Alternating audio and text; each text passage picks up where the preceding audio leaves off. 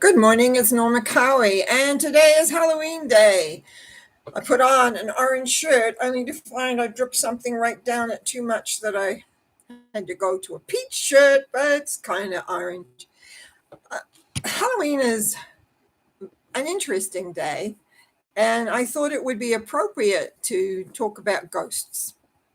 There was a time when I did some ghost busting work, not my main thing in life, but I did write a little booklet called The Ghost I Took Home and Other Ghost Busting Stories. Now, I want to tell you about the ghost I took home because it's a true story. All my stories in my little booklet were and are true stories. I had been called to a radio station. They were having trouble with some electronics. Now, if you have a lot of electrical gear, very often you will attract entities, ghosts. And so, anyway, I went off to the station and they had brought me in kind of to do a show. Now, I'd done enough radio by this time to know that radio stations do not like dead air. They need movement, they need talk or something happening. So I sat down to connect, and I had an incredible story unfold, actually. An older gentleman who had been dead for a long, long time and had been a pretty what we call disreputable character in his lifetime, had died on the docks. He was a seaman, actually, and died on the docks in Vancouver, where I was living south of there, but Vancouver was the main city. And over time, he had begun to help rescue people who had died unexpectedly. And he had a young couple with him who had died in an accident on the major highway. And he kind of was showing them the ropes, and I was able to transform them into light and send them to the light quite easily. But he was quite a tough nut to crack. I'm fairly good at, or what, I don't do this anymore, but I was very good at getting people to come into the light and see the light. But what was happening, because we're in a radio show, this was taking too long. And I knew that. So I said to him, just hang on, I'll take you with me. And I kind of wrapped this thing up and for the radio station. And I was about 45 minutes from the city I lived out. And so I took him home. And I sat down with him, and this was the longest it ever had taken me to bring the light and have the person accept the light and move on. And it had a number of interesting characteristics. One of the things that I had discovered through my past life regression work, and I have spoken about this in a couple of my different episodes, is that guilt and regret are the whole thing that holds people back from transiting into the all-loving light at the end of their lives. And this man was no exception, except usually I have a way in which I can have people accept the light, and so they're transformed. It was the only time that I have been incredibly angry inside at another person who was also dead, and that was his mother. His mother had been a really, what you would call a yucky mother. Abusive, damaging, never said a kind word, I don't think, to this boy as he had grown up. And then, of course, he had been a seaman and traveled the world, and they're kind of, this is basically a fairly big thing, but a kind of rough life. And I had died in this night fight in Vancouver many years later. Anyway, here I was many, many more years later. So in desperation, I asked for his mother to come. Now, time is not as we always think of it. We think of it, okay, here we are in this time, and though it's linear. We can look back or we can look front, but we forget sometimes that we can go back in time, which is what we do very often doing transformation work, in order to glean what was out. And I wasn't really clear on this process yet of doing this. So I was kind of at straws. And as I have mentioned, I have a helper or helpers. And they kind of said, well, call up his mother. And I did. I called her up. And I had her tell him that he could forgive himself, that it was all okay. And I can't remember all the little details now. That she forgave him, and she was sorry that she was the way she was. And this here was this hardened man who'd been doing these kind acts, didn't really understand why he was where he was, which is kind of in there, we call it, in that no man land, that ghost land. And as soon as she said to him, "I'm sorry for the way I treated you," something similar to that, he opened right up.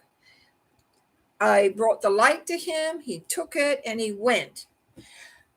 And boy, did I ever give a big breath, because I have been working with this gentleman at home for probably 45 minutes, and usually it takes me 5, maybe 10 minutes. So, what did I learn from that? Because there was a lot of learning that went on. First of all, let me explain what are ghosts.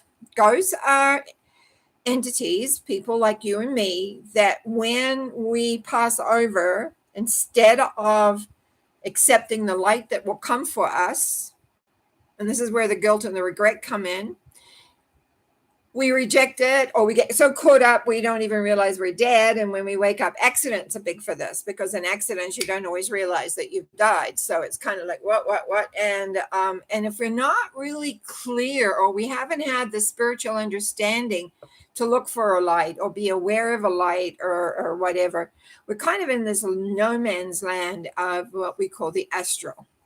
The astral is very much like us, except we're not alive. And if you're hooked on, unfortunately, on drugs or alcohol or other things, sex even maybe, I haven't had that really come up, but drugs and alcohol for sure, is that very often that's what you know, and you haven't thought about the bigger picture of your soul progression. Because your soul inhabits your body now, and when you come to leave it, your soul goes on, and of course we know our body goes back to the earth one way or the other. Yeah, and so it's important to recognize the soul element in all this. So when we're talking about ghosts, they're all saying ghosts and goblins and all the hidden things. There's a lot of mythology about Halloween, how the veil is thin between our world and the other world. But the other world isn't always the astral world, or it's also world people who are departed can come. I've read some novels where they've had people meet on those time tier periods. And so the key is the understanding of how all these things come together as myths through time. But they have a foot in reality. Now, people have used Halloween for other kinds of rituals, which I don't want to get into because they're not my rituals. They're not a sense of what I know, but also have sometimes not a very, what I would call, a healthy spiritual outlet, though they may think they do. Everything in this world is really vibration and frequency, and we deal with vibrations and frequencies. So I have, in my years of when I was doing this kind of work, run into young people, I've run into older people, I've run into all sorts of people, but mainly it's because they have no awareness. Now, I raised my children, if they ever thought they were dead, it sounds awful when I say this now, if ever they thought they were dead, they would look for a light. Because I was trained that at every level of vibration, there's always the teacher. I'm from the tarot background, where the hermit walks with his, holds his lantern up, the light. And I was showing that they have teachers with light. So if ever you think you're dead, or if you're not sure what's going on, you look for the light. My kids were raised with that.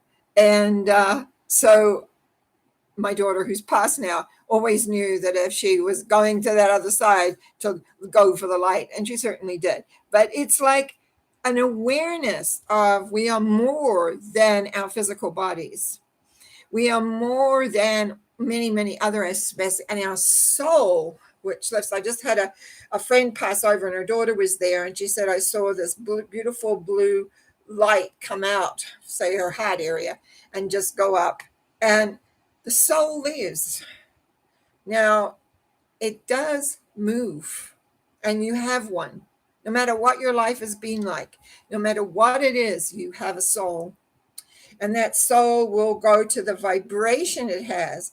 And there are people who are on the other side, that's their job, is to instruct you, is to teach you, is to raise your vibration.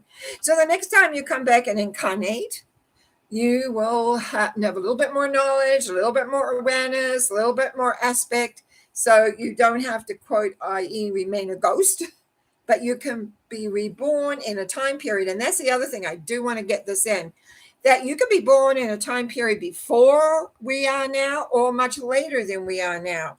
So you could be born in 3000 and something, or you could be born back in 7 BC, we'll say. There are choices. And if you understand a little bit of, I forget, geometry, I guess, and you can go out to a point, it's easier to move to the other point. So the further we move away and look, then the wider we can spread. So our lives are usually created in the sense of who we are, where we're going, what our knowledge is, what we want to increase. And so that's why situations in our life very often are learning possibilities. What do we come to understand? What do we come to learn? What does that mean for us? All of those things are important.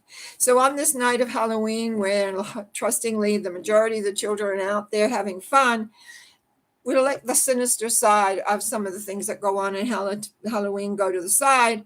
But remember that you are more than just a physical being. You have this soul and this connection to the vibration of all that there is. I really wish you a wonderful Halloween, and I look forward to speaking to you again on Wednesday. Bye now.